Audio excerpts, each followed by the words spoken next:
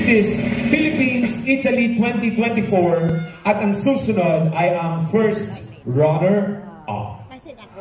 Our Mrs. Philippines Italy 2024 is candidate number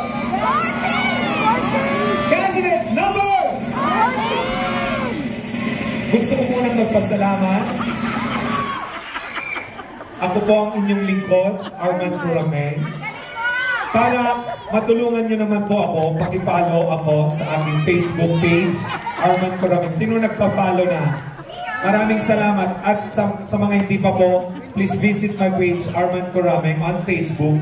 At per favore di lasciare mi piace. And also, gusto kong pasalamatan ng ating mga kaibigan from TFC Channel na mapapanood natin sa TV Patrol one of these days. Ayan. Kung wala pa kayong subscription, pwede kayong mag-subscribe sa My TFC Channel. Alright! Mga kaibigan, our winner for Mrs. Philippines Italy 2024 is candidate number 14! Candidate number 14! Candidate number 11! Candidate number 11 is Dulce Amor Hasa. And our Mrs. Philippines Italy 2024 is Mylene Magabo. Dito ka muna, madam. Ma-awardan muna yung first runner-up. Yung mag-award po ng first runner-up. Thank you so much. For our first runner-up to be awarded by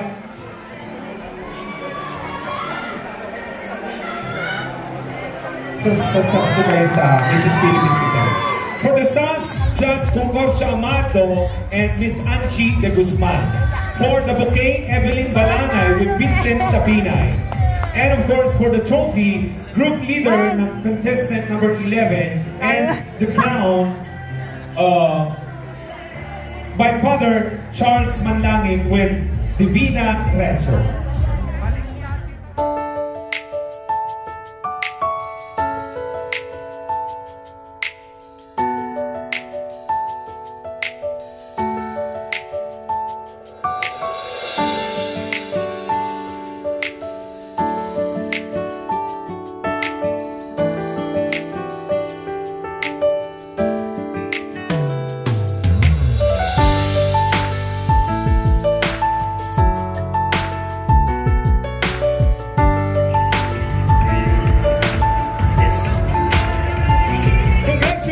So our candidate number 11, Dulce Amor Hasa, the trophy to be awarded by our group leader or manager. Ayan. May I request Ma'am Lina Pulido to please assist in the awarding.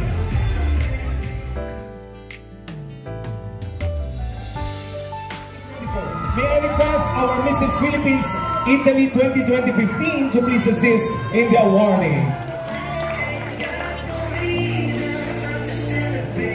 The trophy to be awarded by the group leader or manager. The bouquet, unahin natin ang bouquet, President Hill and Vice Bessie to please award the bouquet.